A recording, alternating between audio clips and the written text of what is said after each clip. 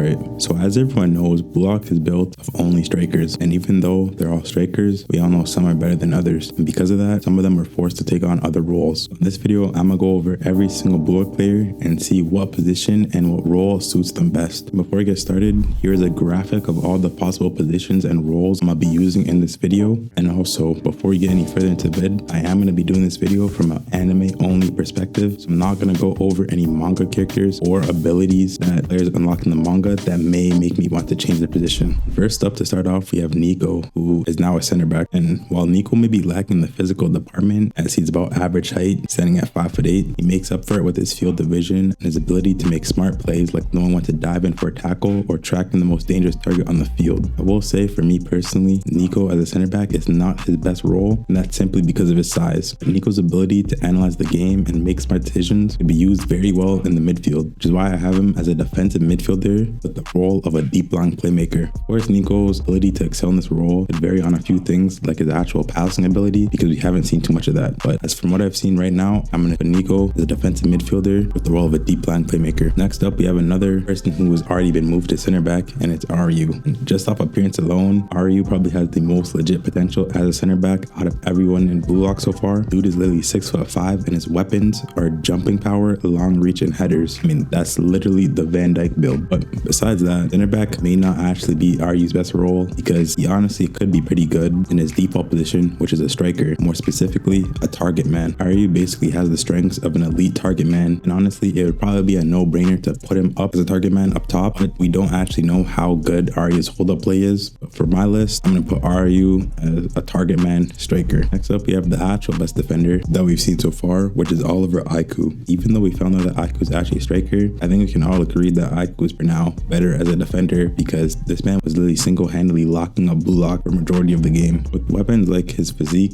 awareness, and reflexes, on top of his general ability to actually defend people head-on, Aiku's move to being a defender was a clear, good choice, and I don't see another position better suited for him. Now we move on to Bachira. Bachira, even though he originally was a striker, was moved to left wing back for the Block vs U20 match, and while Bachira's playmaking and passing ability do make him a decent left wing back, and he did perform well in that position, I do have a problem with him in this role, and it's actually the defensive aspect of the position. We didn't really see any defensive actions from Bachira, which is why that position is a bit iffy. You know why? I have Bachira's ideal role listed as an attacking midfielder, more specifically a free roam attacking midfielder. Now you may be wondering, why not have him as a striker or even as a winger? And to be honest, Bachira wouldn't be bad as a winger, because I actually have that as a secondary position, but I believe that being a free roam midfielder utilizes Bachira's abilities and skills the best out of any position. Him being set as a free roam attacking midfielder allows him to move really around the pitch and pick up the ball early and dribble and make plays from there. Next up, we got Chigiri, who was moved to right wing back for the U20 match, and while this position does suit Chigiri well, I do believe that the actual better position for Chigiri would be as a wide midfielder with this more specific role of being a pure winger. Now, to be honest,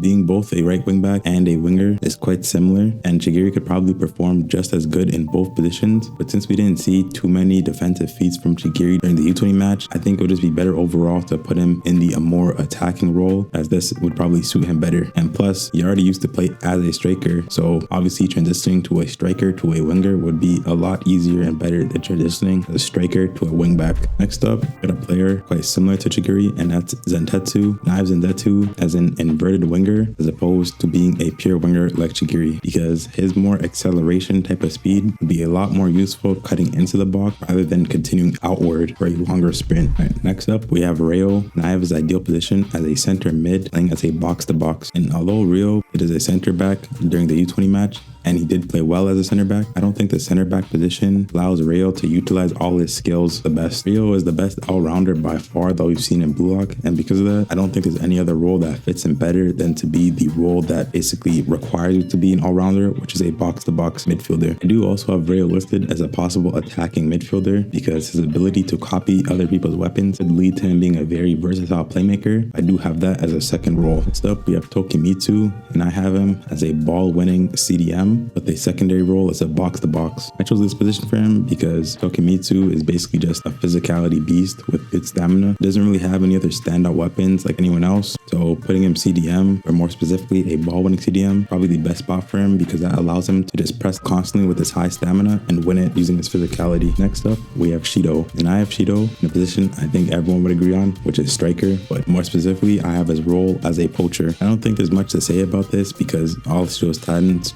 just build him up to be an elite scoring machine, which is exactly what a poacher is. The job of a poacher is basically to do practically nothing, but to ensure they're always in a good position to score a goal. And this is exactly what Shidou does, and he does it better than anybody else we've seen so far in Blue Lock. Next, we have Karasu, and I have him as a defensive midfielder with more of a hybrid role as a ball-winning playmaker. Karasu's ability to keep possession of the ball, playmake, and defend people one-on-one makes him a great choice for this position and role. The only other position I would consider for Karasu is as an inverted fullback, but that position is a bit less used and more specific to what the team needs, so I have that as a secondary role. Next, I have Kunigami. I kept him as a striker, but more specifically a target man. Keep in mind that this is pre-wildcard Kunigami, as I would have a slightly different or post-wildcard Kunigami. Kunigami's physical strength and height, he is 6'2", makes him a very good target striker, allowing him to have great hold-up play and be a dangerous threat in the box. Another position I have for Kunigami is a little bit more weird, but it's him as a box-to-box or even a CDM, as this position would technically put him in a better spot to use his power shot weapon more consistently rather than receiving the ball with his back towards the net as a target man. Next up is Hiori, where I gave him the position of center mid as a playmaker or deep line playmaker. In addition to this, I do think Hiori would excel as an inverted fullback, so I did put this as a secondary role. Hiori has shown his creative playmaking and passing ability during the U20 match, which would work great from the center mid position. During the match, Hiori got moved to right wing back when Barou was subbed on, but to be honest, he basically played as an inverted fullback during the game, which is why I also have that as his ideal position, and arguably it could be better than the center mid playmaking position. Next up is Otoya, and I gave him the position of both wide midfielder or an attacking midfielder with the roles of inside forward and shadow striker for each respective position. These positions and roles allow Otoya to play to his strength, which is using his quick but sneaky off-ball movements to create goal-scoring opportunities for the team. Next up, we have Yukimiya, and I have him as an inverted winger. Yukimiya's ability to take people one-on-one and his good shooting technique makes him a great inverted winger. This position allows Yukimiya to receive the ball out wide and then take the opponent fullback on 1v1, which if he dribbles past, he will be open for a shot. Yukimiya did basically play this role during the U20 match, as he was constantly dribbling past Neru and getting shot attempts off. Next, I have Gagamaru, and initially I would have had this dude as a striker with the role of poacher, but seeing how good he is as a goalkeeper, I'm gonna just leave him there and not change a thing. The reason I had Gagamaru initially as a striker is because he has the build and the talent to be elite at that role. Like Gagamaru's reactions and physical ability is one of the characters that feels like if you can just get the ball to him in the box, he'll start banging goals like crazy, kind of like how Shidou works right now. Next up, we have Raichi, who I put as a ball-winning defensive midfielder, or I also have him as a box-to-box center mid. Raichi's stamina and strength would make him an elite defensive midfielder, as he's honestly quite similar to Tokimitsu. His stamina and strength would allow him to constantly put up good pressure in the midfield and cause trouble for the opponent team's playmaker. Now we have Igarashi, and I'm not gonna lie, it was kind of hard to find a position for Igarashi because everyone else is kind of just better than him, but I think the best position for him would be same as Raichi, which is a ball-winning CDM, or I also have him as a defensive fullback. Because Igarashi's weapon is supposedly never giving up, he basically just gets the dirty work positions, though ideally his best position would be left bench, more specifically the side of the bench farthest away from the coach, because this dude is not getting subbed on. Next up, we have Nagi, and I have Nagi listed as a striker for his ideal position with the role of second striker. I do also think that Nagi could work very good as a false nine, so I do have that as a secondary role. Nagi's ball control and passing ability makes him a great option to be a striker who plays a little farther back to receive more touches on the ball. Nagi would be able to make something happen in tight spaces, which is why he would work well as the second striker. Nagi as a second striker allows him to take on the difficult role of helping set up the main man, but it also allows him to go for goals himself when the situation is good for it. Next up is Barou, who like Rin has versatile offensive capabilities, which would make you want to put him as a complete striker, but